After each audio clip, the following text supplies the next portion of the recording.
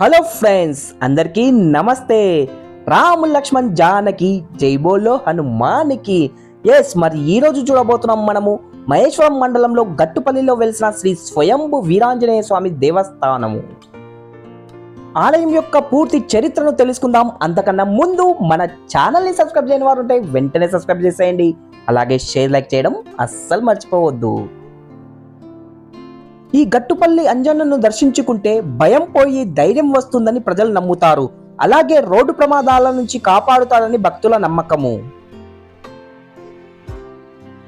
ఇక్కడ సర్వశక్తి సంపన్నుడైన హనుమంతుడికి ముడుపు కట్టి మండల రోజుల పాటు పూజలు చేస్తే చాలు కోరిన కోరికలు తీరుస్తాడు. సంతానం లేని వారు ఈ స్వామిని దర్శించుకుంటే సంతాన ప్రాప్తి కలుగుతుందని చరిత్ర ద్వారా తెలుస్తుంది. ఇక్కడ మనం చూడవచ్చు, ఎంతో మంది భక్తులు ముడుపు కట్టి స్వామివారిని దర్శనం చేసుకున్నారు. ఆ వీరాంజనేయుడు స్వయంభుగా వెలిసిన అతి పురాతన దేవస్థానం ఇది. మరి స్థల పురాణం యొక్క చరిత్ర తెలుసుకుందాం. అంతకన్నా ముందు మీ సపోర్ట్ నాకు చాలా ముఖ్యము, కాబట్టి సబ్స్క్రైబ్ చేసేయండి. అలాగే లైక్ చేయడం అస్సలు మర్చిపోవద్దు. కొన్ని వందల సంవత్సరాల క్రితం ఏదో పని మీద కొందరు వ్యక్తులు ఈ అడవిలోకి వచ్చారట. వారికి హనుమంతుడి రూపంలో ఉన్న ఒక రాయి కనిపించింది. ఆ రాయిని తీసుకొని బండిలో వస్తుంటే కరెక్ట్గా ఇప్పుడున్న దేవాలయం దగ్గర ఆగిపోయిందట. ఎంత ప్రయత్నం చేసినా కానీ ఆ బండి ఇంచు కూడా ముందుకు కదలలేదట.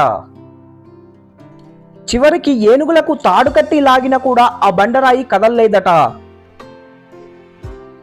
అప్పుడు మంత్రులుగా ఉన్న అక్కన్న మాదనలు కూడా తమ సిబ్బందితో వచ్చి ఎంత ప్రయత్నం చేసినప్పటికీ ఆ బండరాయి అనేది అస్సలు జరగలేదట. ఇలా ఎన్ని నెలలు గడిచినా కూడా ఆ బండరాయిని ఇంచు కూడా కదపలేకపోయారు. చివరికి స్వామివారు కలలో కనిపించి భక్తులను రక్షించడానికి నేను ఇక్కడే వెలుస్తాను అని చెప్పాడట.